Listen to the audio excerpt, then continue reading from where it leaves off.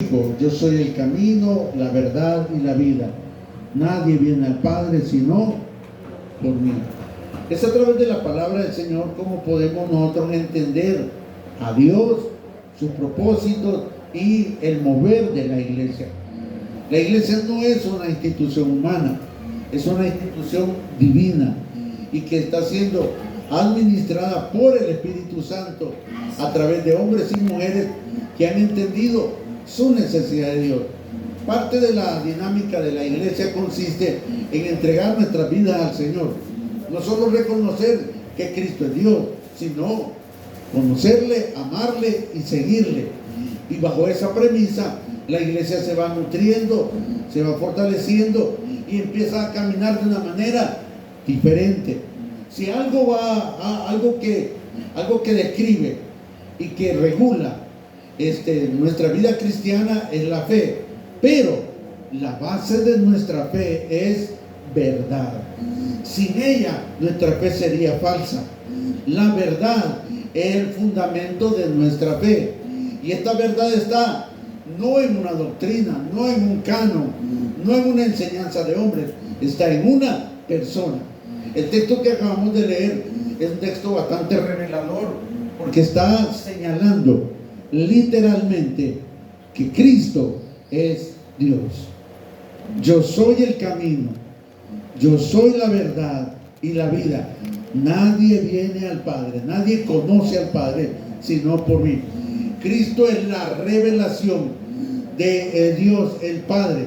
Cristo es la manifestación de aquello que en el Antiguo Testamento se hablaba como una sombra, pero ahora en la revelación de Cristo tenemos la manifestación perfecta del plan y el deseo de Dios sobre cada hombre y mujer que entiende, ojo, su necesidad de Dios. Todo ser humano, hermano, puede caminar de dos maneras. Puede caminar en la mentira o en la verdad. Solamente hay dos maneras.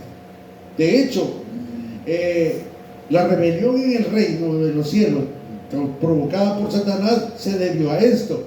Él empezó a crear una mentira. Él empezó a promover una sedición en el reino, pensando que podía remover a Dios. Y por eso se ganó el título de padre de mentira. Él engañó a los ángeles y lo lanzaron, lo sacaron del reino, y sigue engañando a los hombres. De hecho, en el huerto del Edén, lo primero que él hizo fue engañar a la primera pareja. Engañó a Adán y a Eva. Y hasta el día de hoy, el ministerio de Satanás es engañar, sembrar su mentira como una verdad. Dios tiene un plan, y lo primero que Él quiere revelar es su verdad. No hay restauración si no hay una verdad. Por eso el Señor dice: yo soy el camino. No es el que te muestra el camino, no, yo soy el camino, dando a entender que los otros caminos son falsos. Y uno de los caminos más falsos que hemos visto y que hemos comprobado es la religión. La religión es un camino falso, donde no hay verdad, ni mucho menos vida. Tenemos que vivir y caminar bajo estos principios divinos, ya que, hermano, estamos viviendo tiempos difíciles, y la verdad nos lleva a vivir de una manera diferente. Miren lo que dice Efesios capítulo 5 versículo 18. Efesios capítulo 5 versículo 15 en adelante. Miren lo que dice: el conocer a Cristo es conocer la verdad, y esta verdad nos obliga a vivir y a caminar de una manera diferente. En medio de un mundo de oscuridad, en medio de un mundo de mentiras, Dios quiere que cada uno de nosotros resplandezcamos como luminares en el mundo. Miren lo que dice Efesios capítulo 5 versículo 15 en adelante. Dice: mirad pues con diligencia cómo andéis, no como necios, sino como sabios. Un necio es el que cree la mentira, un sabio es el que cree la verdad. Yo soy sabio cuando le entrego mi vida a Cristo. Yo soy necio cuando me alejo de Cristo. Algo sencillo que usted lo puede explicar a cualquiera. Yo soy necio cuando tomo mis propias decisiones. Yo soy sabio cuando involucro a Dios en todas las actividades de mi vida. Y Pablo nos habla de vivir de una manera diferente. Por eso dice: mirad pues con diligencia cómo andéis. Si algo nos tiene que preocupar es nuestra manera de andar. Si algo nos tiene que preocupar es nuestra vida espiritual. Si algo nos tiene que preocupar es nuestra relación y comunión con Dios. ¿Por qué? Porque de ello depende nuestra vida, nuestro caminar en esta tierra, como hombres y mujeres sabios, aprovechando bien el tiempo. Si algo el hombre ha aprendido fuera de Dios es a perder el tiempo. Y es lo que más ha aprendido el hombre, a perder el tiempo. Hermano, si algo, hermano, el enemigo ha tomado ventaja en este mundo, es que el hombre se está entreteniendo en cosas que no aprovechan, en cosas que no edifican, y aún más tremendo, en cosas que lo llevan a la muerte. Por eso Pablo dice: aprovechando bien el tiempo. ¿Por qué, hermano? Porque los días son malos. Y esto nadie nos lo ha contado. Simplemente tenemos que ver lo que está ocurriendo alrededor. Los días son malos. Esa es una señal clara de que el Señor está por venir. Esa es una señal clara, hermano, que nos debe de mover a buscar y a tener una comunión real y viva con el Señor, para que podamos vivir sabiamente, dice, aprovechando bien el tiempo, porque los días son malos. Los días son malos. Cualquiera que crea que es lo contrario está bien equivocado. Los días son malos. ¿Por qué? Porque la mentira se impone como una verdad. Hoy lo que más se vende es la mentira. De hecho, las sociedades, los reinos, los líderes se establecen sobre la mentira. Solamente en Cristo podemos encontrar verdad. ¿Y cuánta falta necesitamos eso? Las iglesias tienen que ser edificadas por la verdad. Nuestros hogares tienen que ser edificados por la verdad. Nuestra vida misma tiene que ser edificada por la verdad. ¿Por qué? Porque los días son malos. ¿Y cómo aprovecho bien el tiempo? Estando en la presencia del Señor, buscando su rostro, teniendo comunión con Él. Hermano, si algo tiene que estar lleno en nuestra mente y nuestro corazón, nuestros pensamientos, nuestros sueños, es de Dios. Cualquier otra cosa en la que nos podamos ocupar es perder el tiempo, hermano. ¿Por qué? Porque Dios tiene cuidado de nosotros. Él sabe de qué cosas tenemos necesidad. Él lo que quiere es que invertamos nuestro tiempo y nuestra vida en Él. Él va a tener cuidado de todos nosotros. Él va a cuidar nuestra parte financiera, nuestra parte laboral. Él va a cuidar nuestra familia. Si yo me entrego a una sola cosa, la búsqueda real del Señor. Por eso dice, aprovechando bien el tiempo. No hay otra mejor manera. Aprovechando bien. De hecho, ahorita estamos aprovechando el tiempo. Porque los días son malos. Verso dice: por tanto, no seáis insensatos. Esta palabra es bien simpática. La palabra insensato significa, hermano, liviana, algo liviano. Es algo, hermano, la insensatez es creerse a uno mismo sus propias palabras. La palabra insensato significa sin sesos, alguien ingenuo. Por tanto, dice, por tanto no seáis insensatos. ¿Quién es un insensato? El que no toma en cuenta a Cristo en su vida. Algo tan sencillo como un plato de comida en nuestra mesa y no darle gracias al Señor. Algo sencillo. Salir de la casa y pedir su bendición. Algo sencillo, hermano, pero que indica que dependemos y pertenecemos a alguien. cuando usted está orando, cuando usted adora, cuando usted lee la Biblia, está indicando que le pertenece a alguien. Ya no vivo a mi manera, ya no hago lo que yo quiero.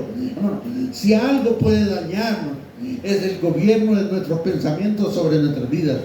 Las cosas no son como nosotros pensamos, las cosas son como Dios lo ha establecido. Entonces tenemos que cambiar nuestra manera de pensar y sustituirla por la manera de pensar de Dios. De hecho, la palabra dice que nosotros estamos llamados a tener la mente de Cristo. ¿Qué es tener la mente de Cristo? Es estar lleno de su palabra. Por eso dice: por tanto, no seáis insensatos, sino entendidos de cuál sea la voluntad del Señor. Wow. La búsqueda de la voluntad de Dios. Si lo que para usted es bueno, para los demás será también bueno. Dios es bueno para mi vida, para mi familia, para mis seres queridos. Entonces yo tengo que promover eso. Tengo que tener como una prioridad en mi vida la búsqueda de Dios, el permanecer en el Señor. Dice: sino entendido de cuál sea la voluntad del Señor. ¿Dónde encuentro la voluntad del Señor? Aquí. No lo encuentro en otra parte. No es lo que yo creo, es lo que Dios me ha revelado. Y para entender la voluntad de Dios, ¿qué tengo que hacer? Verso 18: no os embriaguéis con vino, en lo cual hay disolución, antes bien sed llenos de... Y esta es la necesidad más urgente de la iglesia, el ser llenos del Espíritu Santo. Yo necesito al Espíritu Santo para relacionarme con Dios. Yo necesito al Espíritu Santo para relacionarme con los demás. Yo necesito al Espíritu Santo para vivir una vida de victoria. Sin el Espíritu Santo, mi fe flaquea. Sin el Espíritu Santo, podríamos dudar que mi verdad sea verdad. ¿Por qué? Porque el Espíritu Santo vino a revelarnos y a certificar que Jesucristo es Dios. Lo que yo puedo entender de la palabra de Dios es porque el Espíritu Santo me lo ha enseñado. Lo que yo pueda albergar en mi corazón y declarar que Jesucristo es Dios, no es porque yo lo aprendí, es el Espíritu Santo quien me lo ha revelado. De ahí nuestra necesidad, hermanos, de fortalecernos en la verdad. Debemos de caminar en la verdad de Dios, guiados por el Espíritu Santo. Ahora, algo tremendo. Esto no es algo que usted lo va a hacer, es algo que el Espíritu Santo lo va a promover en nuestra vida. Simplemente, ¿qué es lo que tengo que hacer yo? Llegar ante su presencia y esperar en Él, nada más. Como vasos de barro, simplemente disponemos nuestro corazón para ser llenos del Señor. Pero hay algo tremendo, ¿no? Tengo que ser un vaso de barro vacío. Dios no va a llenar con su Espíritu Santo un vaso de barro que esté lleno de orgullo, que esté lleno del mundo, que esté lleno de religión, que esté lleno de sus propias ideas, de nuestras propias verdades. No. Si algo necesita el Señor es que nuestro corazón esté vacío. ¿Qué significa ¿Qué significa que mi corazón está vacío? Necesito de Dios. Solo alguien que está vacío puede decir eso. No, yo no necesito del Señor porque su corazón está lleno de orgullo. Y un corazón lleno de orgullo no puede ser lleno por el Señor. Cuando hablamos y demostramos nuestra necesidad de Dios, Él comienza a llenar. No hay otra manera. Por eso dice: entendidos en lo que es la verdad de la palabra de Dios, la verdad revelada, y el de ser llenos del Espíritu Santo. Por eso Jesús dijo con toda autoridad: yo soy el camino. Hermanos, no hay otro camino, no hay dos, no hay tres. Yo tengo que perfeccionar mi vida en ese camino. Y si Jesucristo es el camino, hermano, andemos por ese camino. No solo hablemos del camino. Y de hecho, es un camino estrecho. No es un camino ancho, es un camino estrecho. ¿Por qué? Porque en ese camino solo cabe usted y el Señor. No hay lugar para otra cosa. En ese camino solo puede caminar usted y el Señor. No puede caminar mi corazón, no pueden caminar mis pensamientos. El yo no puede caminar en ese camino. Tiene que estar vacío. Mi carga, mi corazón tiene que estar cargado solo de un solo deseo: buscar a Dios. Y Él me ha puesto el camino. Y aparte de eso, me ha dado una verdad. Cristo es el camino, su palabra es la verdad, y el Espíritu Santo da vida. Tenemos tres cosas que son nuestra referencia en la vida cristiana. Tenemos un camino, tenemos una verdad y una vida que vivir y que compartir. Miren lo que dice Juan capítulo 8, versículo 31. Juan capítulo 8, verso 31. Jesucristo vino a recalcar de una manera muy explícita y puntual la necesidad de guardar en nuestro corazón sus palabras.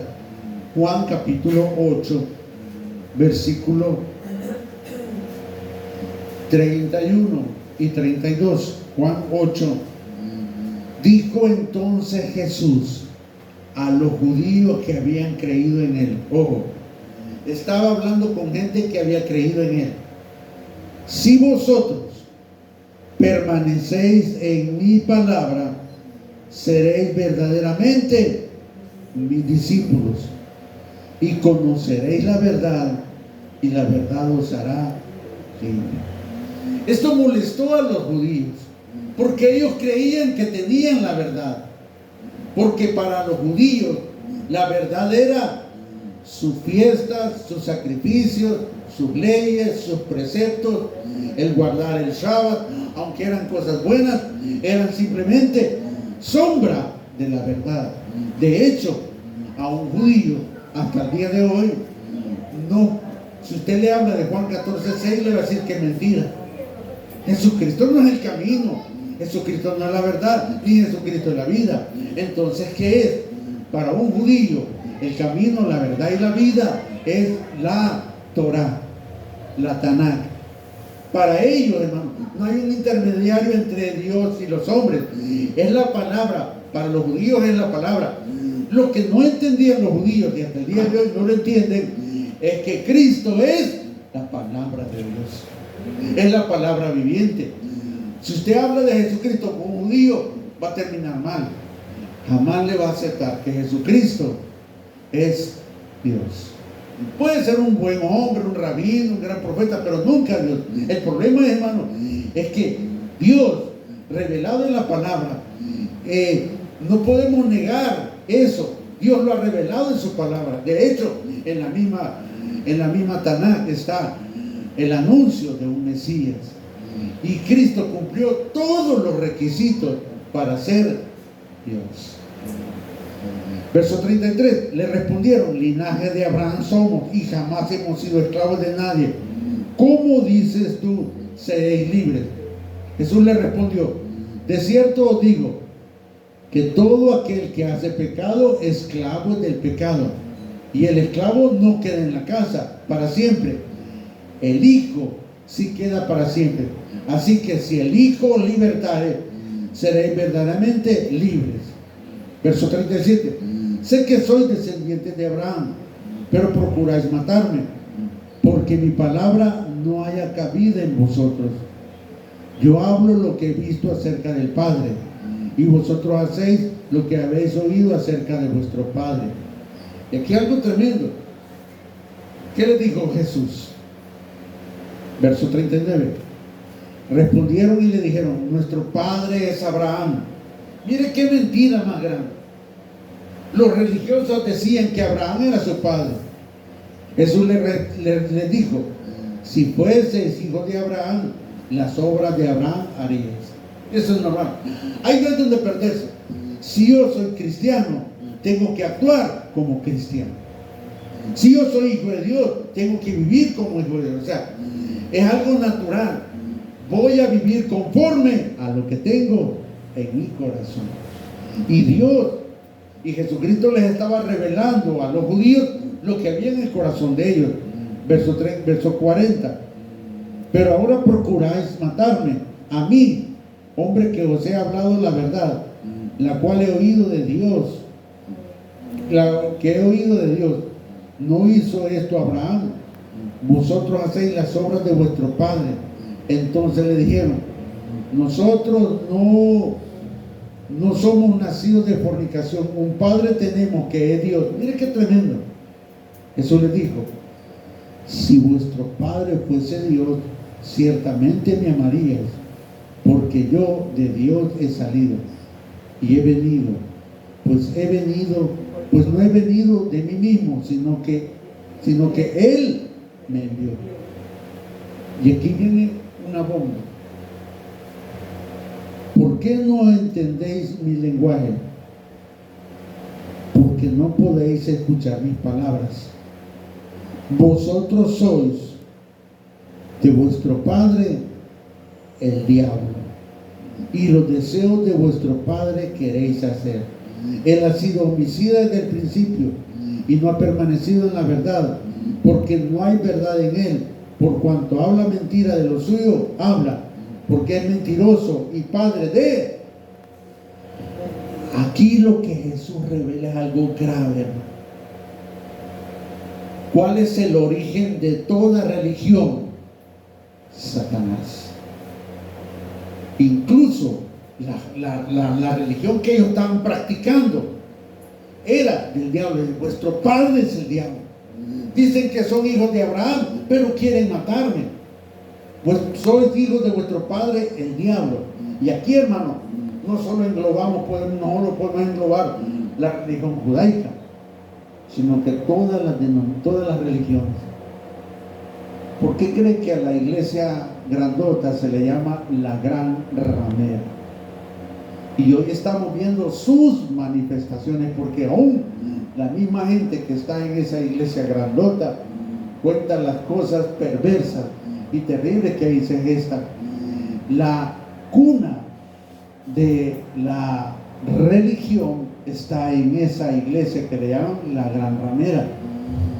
¿Y quién cree que son las hijas de la gran ramera?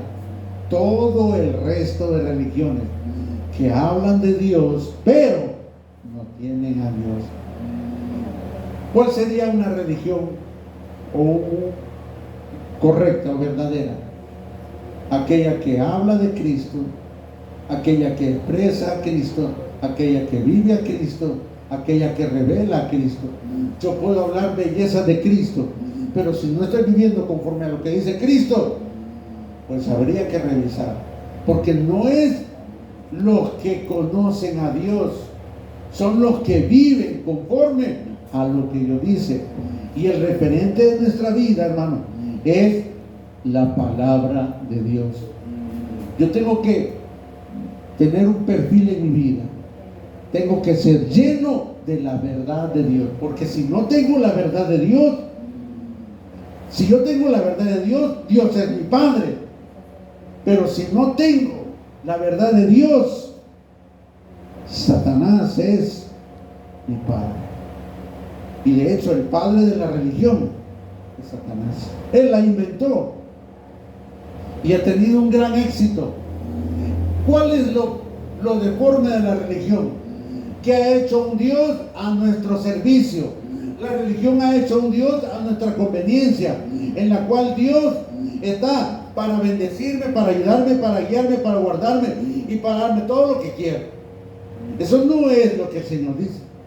Es todo lo contrario. La vida cristiana consiste en conocer a Dios, vivir para Dios, entregarnos a Dios y esperar por completo en Él. Obviamente Él nos va a bendecir, Él se va a manifestar en la medida que yo obedezco su palabra. No es que acepte a Cristo y todo le va a salir bien. No es cierto, hermano. Vamos a pasar por momentos difíciles. Van a haber momentos de lágrimas, van a haber momentos de dolor, van a haber momentos de fracaso. Y es ahí, hermano, donde surge y se mantiene la verdadera vida cristiana, donde la esperanza en Jesucristo es nuestra fortaleza. ¿Cómo conozco yo a Jesucristo? A través de su palabra. Siempre en Juan, vaya a ser capítulo 4, Dios está buscando una clase de hombres muy distinto a lo que busca la religión.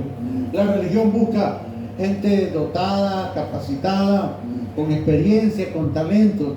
Cristo no está buscando eso. Miren, Juan capítulo 4.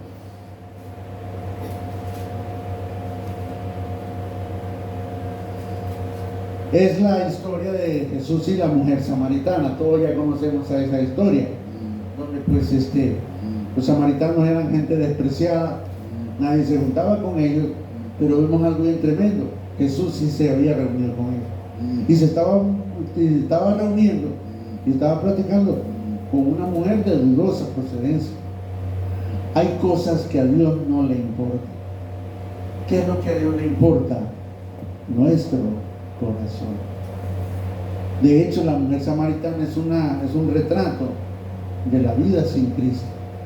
La mujer samaritana es el retrato de hombres y mujeres que conocían a Dios, pero no tenían a Dios. Y de ese encuentro con Dios, la mujer salió renovada, restaurada. Y eso es lo que ocurre cuando tenemos un encuentro real con Cristo. Versículo 13.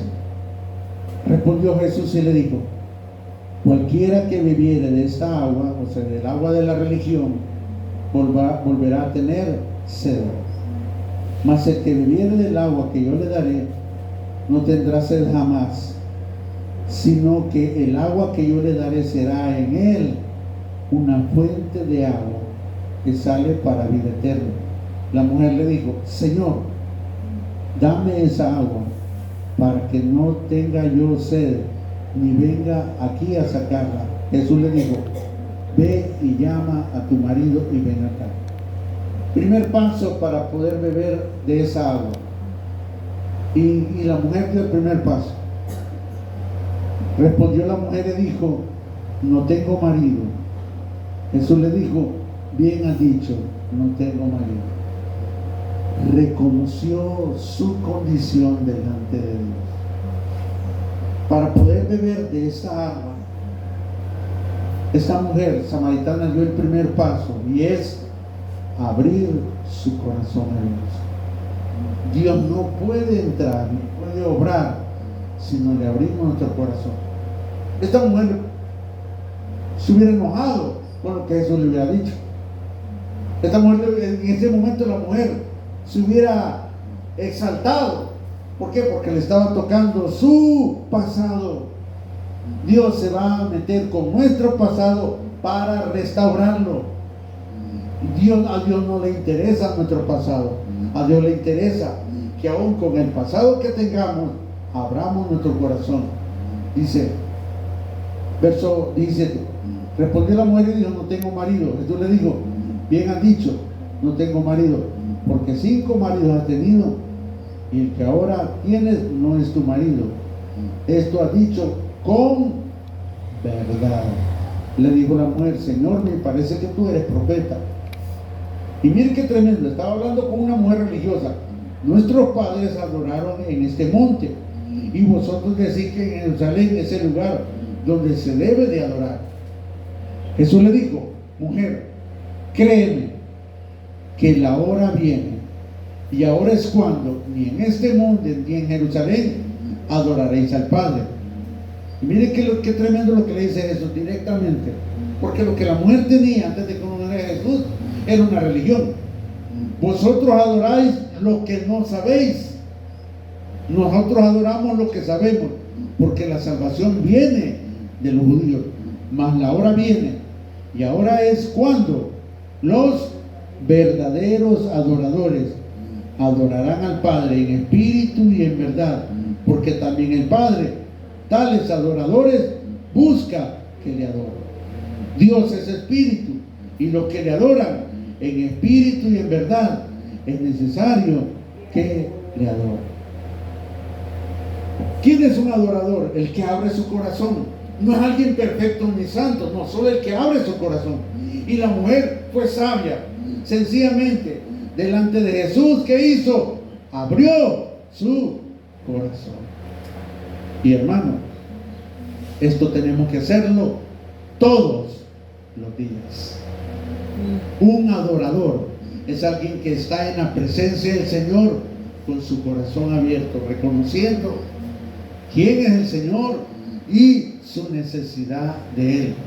Dios es espíritu, y los que le adoran en espíritu y en verdad, no en la religión, en espíritu y en verdad, que es lo que forma la iglesia. La iglesia está constituida de estos dos elementos, del espíritu y de la verdad. Todo hombre de Dios tiene que estar lleno de el espíritu y la verdad. ¿Por qué? Porque es necesario que en ese nivel adoraremos al Señor. No hablo de cantar, hablo de adorar. Obviamente en el canto hay adoración, pero cuando ese canto quebranta, cuando ese canto lo atrapa y lo llena, ese canto se convierte en una adoración. Usted tiene que ser un adorador del Señor. Le dijo la mujer: sé que ha de venir el Mesías, llamado el Cristo. Cuando Él venga, nos declarará todas las cosas. Y mire qué tremendo. Jesús le dijo: yo soy el que habla contigo. Y precisamente el Señor nos está diciendo lo mismo ahorita a nosotros. Yo soy el que habla contigo.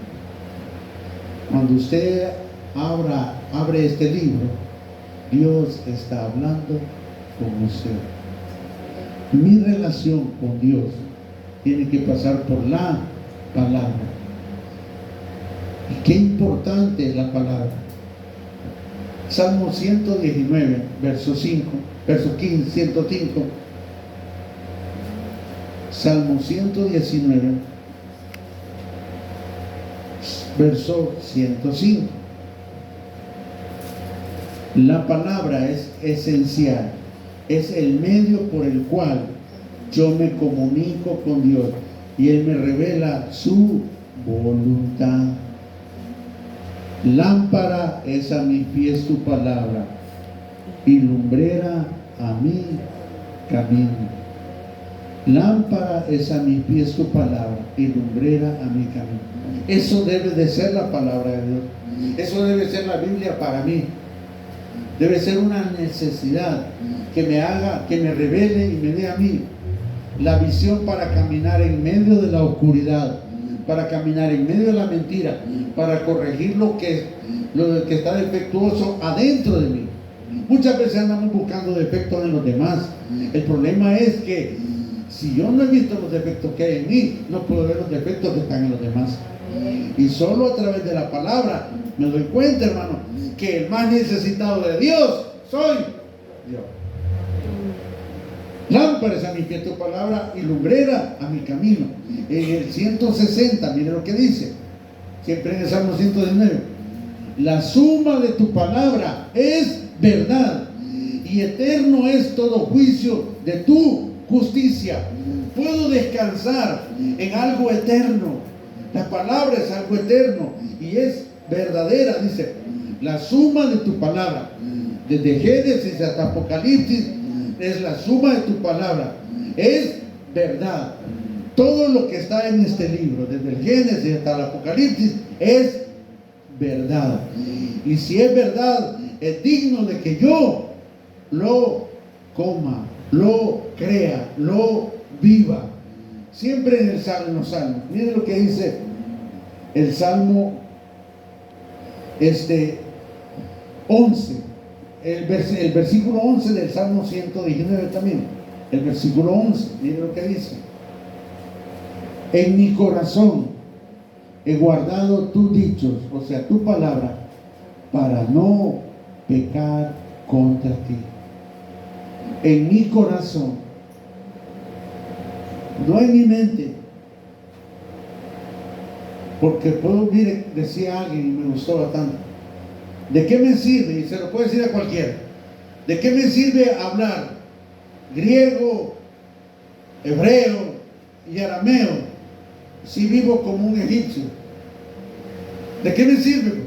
Es que dicen el griego, es que dice el hebreo. Sí, ¿de qué sirve que yo pueda dominar esas lenguas si vivo como un egipcio? Todo lo que yo oiga que viene de aquí, guárdelo aquí. Aunque no sepa griego, pero vivo como hijo de Dios.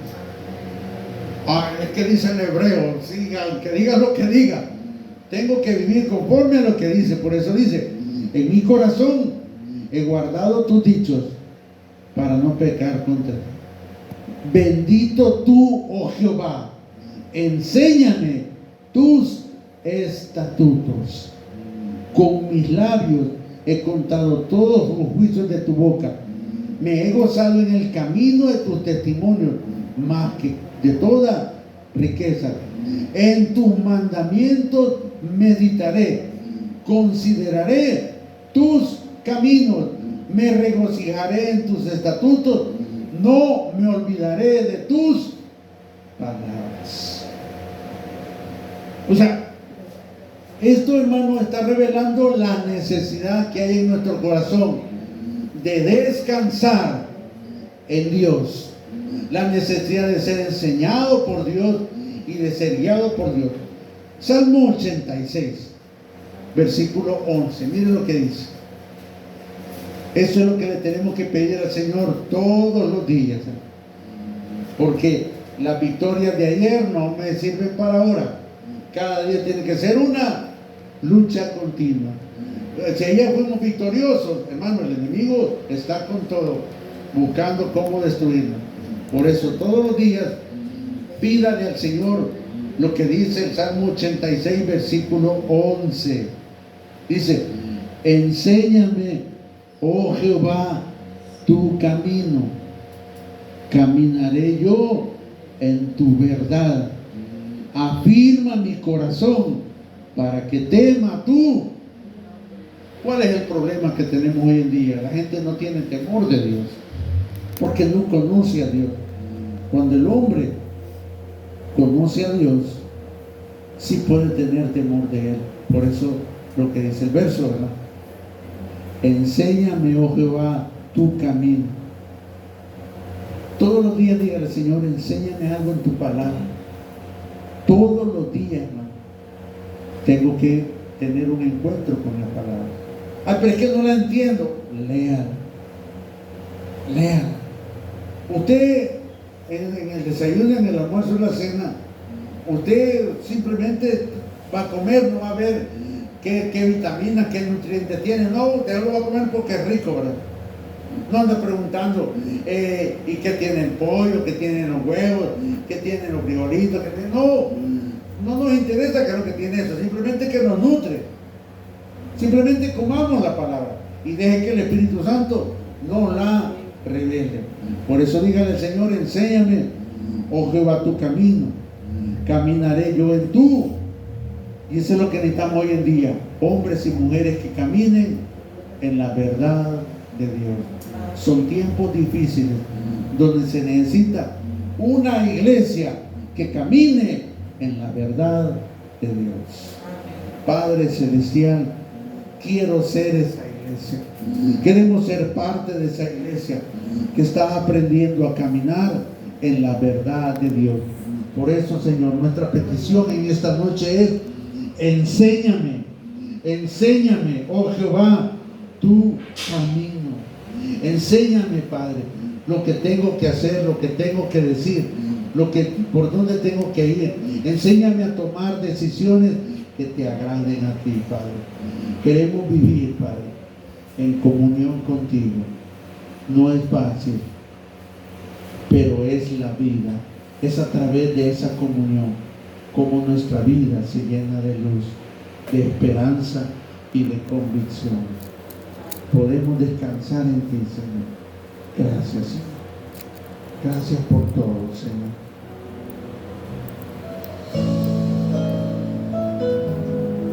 Gracias, Señor.